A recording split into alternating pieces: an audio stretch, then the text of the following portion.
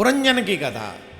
एक पुरंजन नाम का वो अपने एक मित्र के साथ, उसके मित्र का नाम अभिज्ञात, भ्रमण करने के लिए निकले। दोनों भ्रमण कर रहे थे। उसी समय पुरंजन ने अपने मित्र से कहा, मित्र मैं कुछ समय के लिए भ्रमण करना चाहता हूँ, कुछ नगर कुछ गांव देखना चाहता हूँ, कुछ अच्छी कुछ जो सृष्टि है वो देखना चाहता हूँ। तो पुरंजन के मित्र ने कहा, अभिज्ञात ने, तुम जा रहे हो, ध्यान से सुनेंगे। देखो पंडाल में इस टाइम ना थोड़ा सा डार्क हो जाता है, तो पीछे वाले मुझे नहीं दिखते हैं, पर मैं तो दिख रहा हूं ना, इधर तो डार्क नहीं है। और डार्क हो भी तो क्या है, कान खोल के रखो, एक एक शब्द सुनो। पुरंजन ने कहा, मैं भ्रमण करना चाहता हूं, मैं घूमना चाहता हूं। अभिज्ञात मित्र ने कहा, क्या मिलेगा तुम्हें घूमकर, क्या मिलेगा तुम्हें भ्रमण करने से? बोले नहीं नहीं, मैं जाना चाहता हूं, मैं अकेला भ्रमण करना चाहता हूं। तो अभिज्ञात मित्र ने कहा, ठीक है तुम चले जाओ, घूम आओ, लेकिन घूम के जल्दी वापस आ जाना। तुम याद रखना कि मैं तुम्हारा इंतजार यहीं कर रहा हूं। बोले ठीक है, मैं आता हूं। और वो पुरंजन अनेकों गांव, अनेकों शहर, अनेक भ्रमण करता हुआ हर जगह गया। उसने लाखों हजारों गांव शहर देख लिए, लेकिन उसकी तृप्ति नहीं हुई कहीं। भ्रमण करने से चूका नहीं, और उसका पेट कहते इच्छा पूरी नहीं हुई, घूमता ही रहा। अचानक से उसको एक शहर दिखाई पड़ा। ध्यान से एक एक शब्द सुनना। अचानक से उसे एक शहर दिखाई पड़ा। वो 9 द्वार वाला शहर था, और 9 द्वारों वाले उस शहर में पुरंजन ने प्रवेश किया। तो जैसे ही उस शहर में उसने प्रवेश किया, उस जगह पर वो गया, तो सबसे पहले उसे एक बहुत सुंदर स्त्री दिखाई पड़ी। और जैसे ही उस स्त्री को देखा, पुरंजन उस पर मोहित हो गया। उसने पूछा, वो उस नगरी की रानी थी, ये पूरी नगरी उसी के अंडर में थी।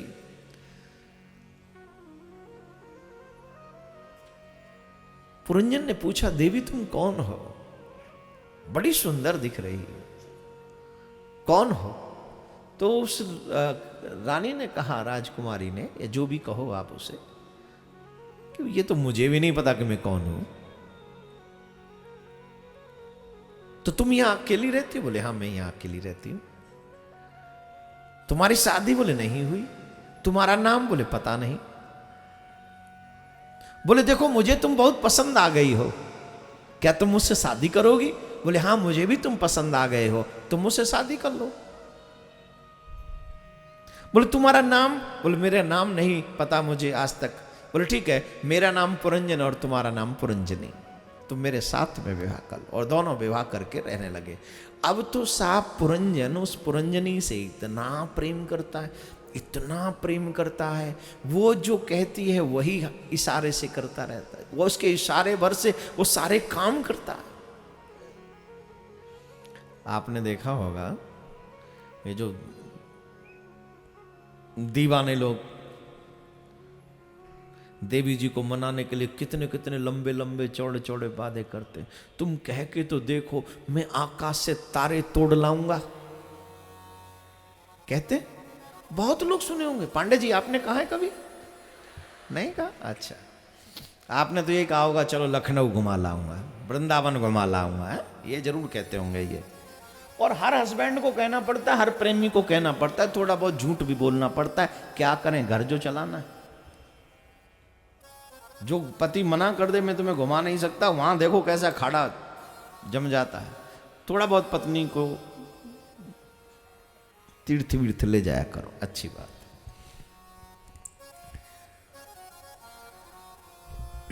क्या कहता है? मैं आकाश से क्या तोड़ लाऊंगा? ईमानदारी से बताओ, ये तोड़ सकता है? सच बताओ, आप सोचो।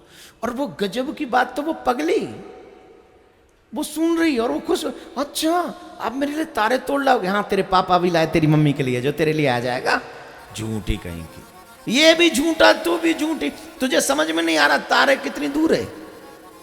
वो खुश हो रही है, मेरा पप्पू मेरे लिए तारे तोड़ेगा।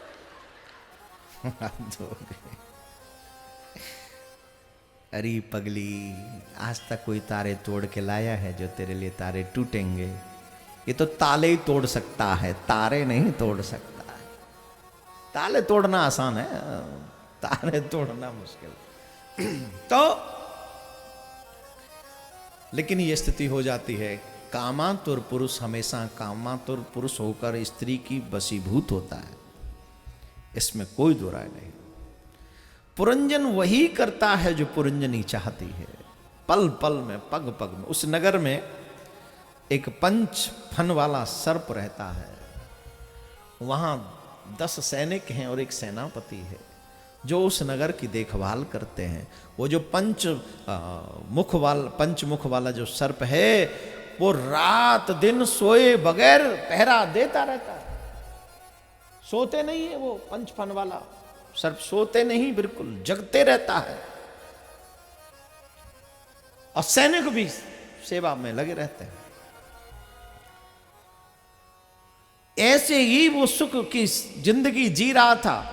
पुरंजनी हंसे तो ये हंसे, पुरंजनी रोवे तो ये रोवे, पुरंजनी नाचे तो ये नाचे, पुरंजनी सोवे तो ये सो जाए, पुरंजनी खावे तो ये खावे, पुरंजनी घूमने चले तो ये चले। अपना कोई वर्चस्व नहीं रहा, उसी के कहने से करता है। ये पुरंजन की कथा है। एक दिन इसके ऊपर एक जरा नाम की स्त्री थी, कन्या थी, उससे कोई विवाह नहीं करता था। वो अपने विवाह की तलाश में रहती थी कि मेरा कोई विवाह कर दे, विवाह कर ले मेरे साथ। उससे कोई विवाह ही नहीं करता था। वो बड़ी परेशान रहती थी, बहुत परेशान रहती थी। और जब वो परेशान रहती थी तो एक दिन वो चंडवेग के पास में गई और उसने अपना सारा दुखड़ा सुनाया। बोले साहब मैं बड़ी दुखी हूं, मुझसे कोई विवाह नहीं करता है। तो चंडवेग ने अपने सैनिक उसके साथ भेजे कि अब तू अपनी मर्जी से जिसको चाहे उसको तू भोग, जिसको भी चाहे तू उसे भोग। अब वो कैसे थे? बोले 365 तो काले, वैसे 360 365 360 365 ऐसे ही वो काले और गोरे थे। उनको लेकर वो चली और उसने आक्रमण किया। किस पे? बोले पुरंजन की नगरी पे आक्रमण कर दिया। और जैसे ही पुरंजन की उस नगरी पर उसने आक्रमण किया, वो भयभीत हो गया। वो अपने बारे में नहीं सोच रहा था। अब ये जो सैनिक थे 10, ये सब हारे गए, परास्त हो गए। सेनापति भी उसके आक्रमण से अपनी स्थिति से बाहर चले गए। अब वो जो पुरंजन है वो अपने बारे में नहीं सोच रहा है, वो पुरंजन सोच रहा है मेरे बाद पुरंजनी का क्या होगा, उसे कौन प्रसन्न करेगा, उसे कौन खुश रखेगा, उसके साथ कौन नाचेगा, उसके साथ कौन खाएगा। वो अपने बारे में नहीं सोच रहा है, वो सोच रहा है तो उस पुरंजनी के बारे में सोच रहा है। और उसका प्राणांत हो गया।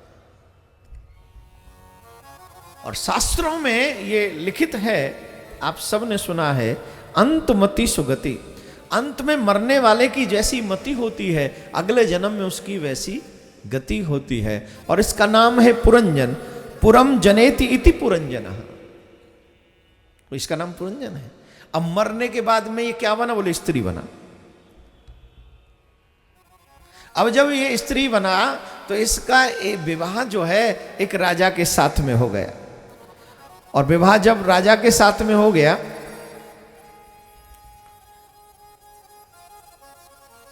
कुछ समय निकला,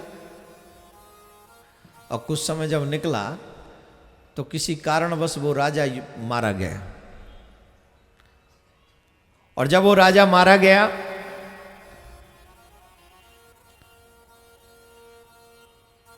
पुरातन समय में पति के मरने के बाद सती हुआ करते थे पुरातन समय में, आजकल नहीं, आजकल नहीं। और आजकल होना भी, पति भी इतना कोई, मैं ज़्यादा नहीं बोल सकता हूँ, धर्म संबंधित बात है, इसमें अपना पर्सनल विचार जबरदस्ती नहीं रखना चाहिए। मुझे ऐसा लगता है जहाँ धर्म की बातें होती हों वहाँ अपने विचार कम कर लेने चाहिए। जहाँ मान्यताएं पुरातन मान्यताएं, कोई आजकल की नहीं है, तो उसमें अपने विचार कम कर लेने चाहिए। तो मलयध्वज राम नामक राजा से जब विवाह हो गया और वो प्राणांत उसका हो गया, तो वो पुरातन समय में ऐसा होता था कि पति के जाने पर मोस्टली स्त्रियां सती होती थी जो पतिव्रता होती थी। अब वो सती होने के लिए चिता बनाई और उस चिता में जाकर बैठी। अब ये स्थिति तो है इस पुरंजन की। अब स्थिति सुनो उस अविज्ञात मित्र की। अविज्ञात मित्र ने सोचा कि हमारा मित्र भ्रमण करने के लिए गया था लेकिन आज तक लौटा नहीं, कहां घूमने में लग गया, क्या वो कहीं रास्ता तो नहीं भटक गया। अब उसे ढूंढते ढूंढते वो अविज्ञात नामक जो मित्र थे पुरंजन के, वो अपने मित्र को ढूंढते ढूंढते चले। तो ढूंढते ढूंढते वो वहां पहुंचे जो स्त्री, पुरंजन इस समय इस जन्म में स्त्री बनकर सती होने के लिए बैठा हुआ है, चिता के ऊपर जा रहा है। तो तब वहां पर पहुंचे और उसने कहा, अरे अरे ये क्या कर रही हो भाई, ये क्या कर रहे हो तुमने मुझे पहचाना ही नहीं, तुम मेरे को पहचानो, मैं तुम्हारा मित्र हूं, बचपन का मित्र हूं। उस स्त्री ने कहा, तुमको शर्म आनी चाहिए, मैं पतिव्रता स्त्री हूं, मेरा पति मरा हुआ है, मैं अपने पति के साथ सती होने जा रही हूं और तुम मेरे को कहते हो कि मैं तुमको बचपन से तुम मेरे मित्र हो। पतिव्रता स्त्री का तो पति ही मित्र होता है, तुम मित्र कैसे हो सकते। अरे तुम नहीं समझ रहे हो, तुम मुझे पहचानो, मैं तुम्हारा सिर्फ इसी जन्म का नहीं हर जन्म का मित्र हूं। याद करो तुम मुझसे भ्रमण करने के लिए करने के लिए थे, मैं भ्रमण करने जा रहा हूं, फिर वापस आ जाऊंगा, ये सब तुमने मुझसे कहा था। तब उस स्त्री ने दिमाग दौड़ाया, थोड़ा सा पुराने जमाने की बात लौटी और जब याद आई तब उसे याद आया, तो पति को वहीं छोड़ के वो सती होना बंद छोड़ छाड़ के अपने मित्र के साथ में चली गई। और वो पुरंजन कोई और नहीं, हम और आप ही हैं। अविज्ञात मित्र कोई और नहीं, अविज्ञात मित्र मेरा परमात्मा ही है, वही हमारा जन्मजात मित्र है, कोई और हमारा मित्र नहीं है। इस संसार में आए, पालन पोषण करें, ये तो व्यवहार है। हम लोग भी भ्रमण करने के लिए निकले थे लेकिन भटक गए। वो सुंदरी कौन है, अब साहब उनकी बात छोड़िए, हम और आप तो इसी में फंसे हैं ना। पुरुष है तो स्त्री में, स्त्री है तो पुरुष में, पुरुष है तो बच्चों के मोह में, इसमें वो मोह में, लेकिन वो स्त्री कौन है। नवद्वार की यही नगरी, याद कीजिए कितने द्वार हैं, 9। यहीं पर है ऊपर सबसे सुंदर बुद्धि, जिससे आते ही हमने विवाह कर लिया। जो बुद्धि कहे सो ही करना है। फिर 5 कर्मेंद्रिय और 5 ज्ञानेंद्रिय, ये 10 सैनिक, इनका सेनापति कौन, बोले मन। 5 फण वाला वो सर्प क्या है, 5 प्राण ही वो 5 मुख वाला सर्प है जो रात दिन पहरा देता है। हम सो जाते हैं लेकिन वो 5 प्राण नहीं सोते हैं। सोते हैं क्या, सांस चलती रहती है कि नहीं, सपने देखते रहते हो कि नहीं, सोता नहीं है, वो नहीं सोता, वो जगता रहता है। जन्म से लेके मृत्यु तक वो जगता ही है। जरा मतलब बुढ़ापा, चंडवे, ये काल चक्र, 360 गोरे, 360 काले दिन और रात,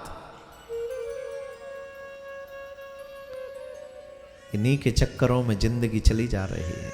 84 लाख योनियों में राउंड काटते हैं, 84 लाख योनियों में चक्कर काटते हैं, पल्ले कुछ नहीं पड़ता। जब तक अविज्ञात मित्र मुझे वापस न मिले तब तक मेरा शोक, मेरा भ्रम, मेरा संदेह, मेरा ये आवागमन।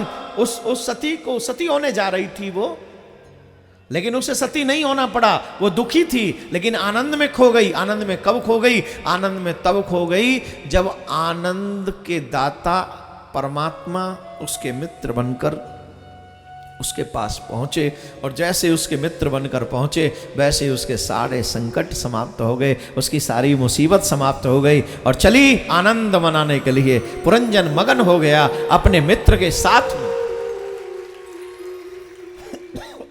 इसका मतलब समझ लो आप थोड़ा सा, मतलब यह है जब तक संसार के बन के रहोगे तब तक दुखी रहोगे। ये मैंने कहा जरा जरा कौन है ये बुढ़ापा? कौन चाहता है हम बुढ़ापे में हमारा बुढ़ापा आ जाए? कोई चाहता है? कोई चाहता है? कौन चाहता है कि हमें बुढ़ापा आ जाए? हमको कोई तो नहीं चाहता। लेकिन बुढ़ापा किसी को पूछ के आता है क्या? बुढ़ापा दौड़ पड़ता है, सबको भोगता है। तुमने बचपन को मना नहीं किया, तुमने जवानी को मना नहीं किया, तुम मुझे न मना कैसे कर सकते हो? मैं जबरदस्ती तुमको भोगूंगा। वो जबरदस्ती हमारा भोग भोगते हैं बुढ़ापा। और वैसे आपको पता है आपका जन्म क्या हुआ था? डेट ऑफ बर्थ याद है, मैरिज की भी डेट आपको याद है, लेकिन क्या किसी को याद है आप बुढ़े किस दिन हुए थे? बोलिए, किस दिन बुढ़े हुए थे याद है क्या? किसी को भी याद नहीं है। राधे राधे बोलना पड़ेगा, जोर से बोलना पड़ेगा और जोर से। 3 घंटे कथा भी बोलूं और तुम में जोश भी भरूं। जोर से पहले मैं बोलूं फिर तुम बोलोगे। भाई धन्य है। क्या बोलना पड़ेगा भाई? तो इस तरीके से पुरंजन की कथा का श्रवण करने पर हमें ये समझना चाहिए कि हमारे अगर कोई सच्चे कोई मित्र हैं तो वो हैं हमारे कन्हैया, जो हमारे हर एक जन्म में से हमको बचाने के लिए तैयार खड़े हैं। और मानव योनि ही एक ऐसा जन्म है जहाँ से हम उन्हें पहचान सकते हैं, जहाँ से हम उन्हें अपना बना सकते हैं। बोलो राधे राधे। प्रियव्रतोपाख्यान। प्रियव्रतो भागवतः आत्मराम कथो मुने ग्रहयर्मत यन्मूलम करमबंध पराभव। प्रियव्रत जी के वंश में, प्रियव्रत जी तो स्वयं भागवत थे, उन्हें विवाह करने की वो ग्रस्त में जंजाल में कर्म बंधन में क्यों पड़े? तो बाल गोपाल ध्यान दें युवा भाई बहन, हमारे शास्त्रों में कहा गया है मातृदेवो भव पितृदेवो भव आचार्य देवो भव। हम अपनी जिंदगी अपनी मर्जी से न जिए, जो जिंदगी में हमारे माँ बाप हमारे लिए आज्ञा करते हैं हमें वो भी पालन करना चाहिए। हमारे माता पिता कौन है? बोले भगवान के सदृश हैं। मातृदेवो भव, माँ भगवान के समान है, पिता भगवान के समान है। आचार्य देवो भव, आचार्य भगवान के समान है। तो स्वयं प्रियव्रत जी नहीं चाहते थे उनका विवाह हो, लेकिन पिताजी की आज्ञा मानी, महाराज मनु की, तो विवाह किया। उन्हीं के वंश में ऋषभदेव भगवान का प्राकट्य हुआ। ऋषभदेव भगवान वो जिनसे जैन धर्म चला। ऋषभदेव भगवान की श्रेष्ठता क्या कहें, देखिए कितनी महानता है ऋषभदेव भगवान की। राज सत्ता संभालते रहे, लेकिन जिस दिन वैराग्य हुआ, इतना बड़ा वैराग्य, तन पर एक लंगोटी भी नहीं और सब कुछ छोड़कर वन में चले गए। जितने भी यहां पर सीनियर सिटीजन लोग बैठे, बुजुर्ग तो खैर होते नहीं आजकल, बड़ा वो पीते हैं, क्या बोलते हैं उसको, अरे वो जो क्या होता है, कुछ होता है ना ऐसा जो पीते हैं तो वो बूढ़े नहीं होते। नाम नहीं याद आ रहा है मुझे फिलहाल। कुछ होता है ऐसा, पीने से ताकत बनी रहती है, स्ट्रांग बने रहते हैं। खाते हैं कि पीते मुझे तो ये भी नहीं पता, पर इतना पता है कुछ टाल सकते हो लेकिन सब कुछ नहीं टाल सकते। 55 साल की उम्र हो जाए, 50 के बाद 55, उसके बाद 55 साल तक तो ठीक है, लाओ करो, लेकिन 55 के बाद हटाओ शुरू करो। ये हटाओ। चाहिए क्या? बोले नाम लाओ, प्रभु का नाम लाओ, अच्छे काम करवाओ, और कुछ नहीं चाहिए। अब आप कहेंगे ऐसे कैसे हो सकता है? ऐसा ही करना चाहिए। क्यों? पैदल चलने वाले इंसान को अपने सर पे ज्यादा वजन नहीं उठाना चाहिए, वरना दुखी होगा। पैदल चलने वाले इंसान के सर पे वजन हो ज्यादा तो परेशान होगा कि नहीं? और अगर तुमने छोड़ा नहीं,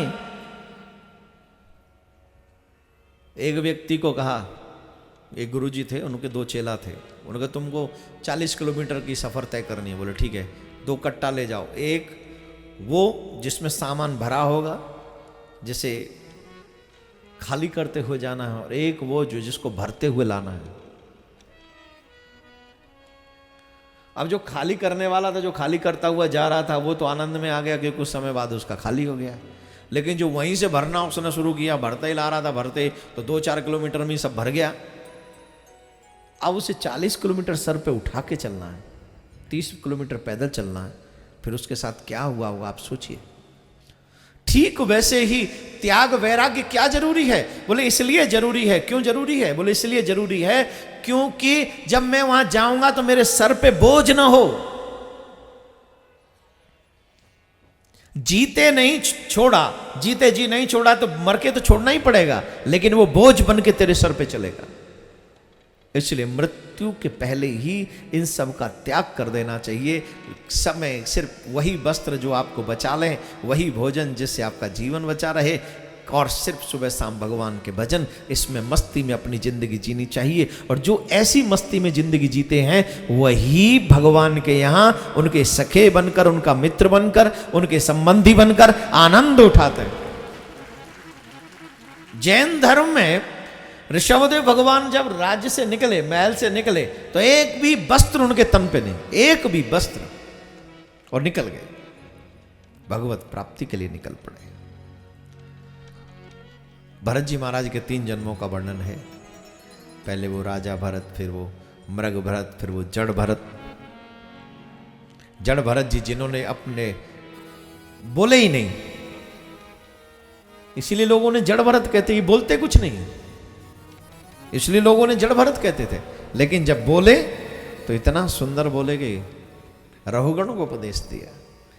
रहुगण ने पालकी में लगवा दिया था लोगों ने, रहुगण की पालकी में, तो वो ऐसे चल रहे थे कोई चींटी भी न मर जाए। सावधानी पूर्वक सुनना, जानबूझकर चींटी को भी नहीं मारना है। आज हमारे बच्चे हिंसक हो गए। शुरू में मैंने बोला था छुट्टी हो जाए इसके लिए एक बेटी चाकू लेके जाती है 6-7 क्लास में पढ़ने वाली, और हम लोग इस बात को सीरियस नहीं लेते। ये बात बहुत सीरियस है। हमारे बच्चे भयंकर हो रहे हैं, खान पान खतरनाक हो रहा है, यूरिया से जो बन रहा है वो जो खा रहे हैं, हमारे अंदर क्रोध। आज का इंसान कितना क्रोध करता है, सोचिए कितना क्रोध करता है आज का इंसान। न छोटे को देखता है न बड़े को देखता है, बस क्रोध में झल्लाहट में जो बोलना है जो करना है कर डालता है। एक छुट्टी के लिए चाकू मार दिया, और ये 2 केस हो चुके हैं इस देश में अभी तक, और अभी भी हम मौन हैं। मैं तो कहूंगा तुरंत इन कार्टून वार्टून को खत्म कराओ इस देश से, और तुरंत राम कथा रामायण इन बच्चों को सुनाओ कि हर घर में आधा घंटा रामायण का पाठ होगा ही होगा। सब बैठ कर बच्चे रामायण का पाठ करें। ताली बजा लो, मुझे पता है, पर शुरू तो नहीं होगा, ये भी मैं जानता हूँ, क्योंकि इतना टाइम तो मम्मी पापा पे भी नहीं है जो रामायण का पाठ करें। चाहे घर में मम्मी बैठी रहे पर रामायण नहीं करे, पलंग तोड़ती रहेगी, पलंग। जो यहां आई है मैं उनसे नहीं कह रहा हूं, आप तो बहुत प्रयास करती हो, पापा भी कम नहीं है, पापा सब करेंगे, पर बच्चे अच्छा सीखे वो कुछ नहीं। अरे भाई पैसा कम दे जा, लेकिन संस्कार दे, जिससे ये आने वाली संतान को संभाल सके। जितने भी युवा भाई बहन यहाँ बैठे हैं, आप अपने जीवन में रामायण सुनिए, रामायण पढ़िए। आप हिंसक नहीं बनोगे। राम को पढ़िए ज़्यादा से ज़्यादा, भरत को पढ़िए ज़्यादा से ज़्यादा। भरत और राम को जब पढ़ेंगे, हनुमान जी की सेवा भाव पढ़ेंगे, तो आप सुरक्षित रहेंगे इन सब चीज़ों से। ये प्रसंग है। इन प्रसंगों के बाद प्रहलाद जी महाराज का चरित्र, भगवान के ऊपर भरोसा कैसा हो, और प्रहलाद जी महाराज से सीखो कैसा हो। कितना भयंकर भरोसा है। सर्प भेजा कारागार में, सर्प दूर है, कारागार में थोड़ा अंधेरा है। उस सर्प को देखा, बालक है, 7 साढ़े 7 साल के हैं, डर गए, अरे ये तो वो सर्प है, मुझे डस लेगा तो मेरी मृत्यु हो जाएगी। अचानक से याद है, नहीं नहीं ये सर्प नहीं है, मेरे सांवरिया का भी रंग काला है और इसका भी रंग काला है। मेरा सांवरिया रूप बदल कर मेरे पास आया मुझसे मिलने के लिए। मेरा सांवरिया आया है, तो इतनी दूर क्यों खड़े हो? आओ मेरे हृदय लग जाओ, मेरे हृदय लगो भगवान, मेरे हृदय लगो।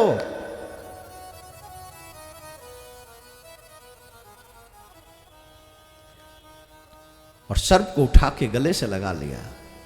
Can you believe this? हाँ बिलीव कर ही लेना, क्योंकि कथा है, मैं अपने आप से थोड़ी कह रहा हूं। उस सर्प में से मेरे गोविंद प्रकट हो गए, मेरे प्रभु प्रकट हो गए, मेरे हरि प्रकट हो गए। हिरण्यकश्यप ने कहा, बता तेरा भगवान कहां है? बोले आप गलत पूछते हो, आप ये मत पूछो भगवान कहां है, आप ये पूछिए मेरा भगवान कहां नहीं है। आग में जलाने की कोशिश प्रहलाद को की गई।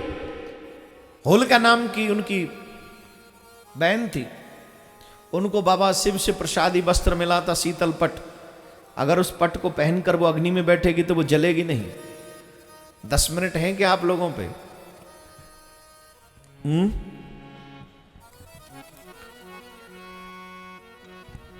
6:30 बजे तक का समय कहा मैंने आपसे, अभी 6:14 हैं, तो कम से कम 16 मिनट तो आप खड़े मत होइए, इतनी दया तो कीजिए।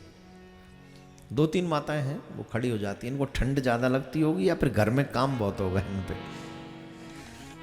ये भी तो हो सकता है घर में काम होता है तो बेचारों को जाना पड़ता है। तो जिनको घर में काम हुआ करे वो थोड़ा पीछे की तरफ बैठा करें, और जैसे बीच में ना बैठें, क्योंकि आप उठते बैठते थोड़ा डिस्टर्ब होता है। 4-5 लोग वो ना हुआ करे। हमें तो कोई काम ही नहीं, बेकाम के हम, घर में भी काम नहीं है, यहाँ भी काम नहीं, पता नहीं किस लिए भेजा भगवान ने हमको, बेकाम के इंसान है।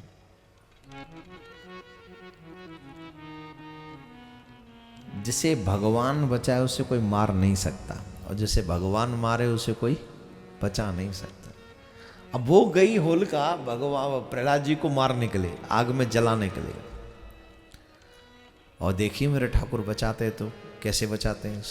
उसी समय 49 तरीके की पवन तीव्र गति से उड़ी, चली वहां, वो शीतल पट उड़ा, उड़ के प्रहलाद जी के ऊपर आ गया। जो जलाने गई थी वो जल गई, और जिसे जलाने गई थी वो बच गए। हाँ जोर से बजाओ, सर्दी भी कम लगेगी, और जोर से। ये पहले ही बजा लेते तो।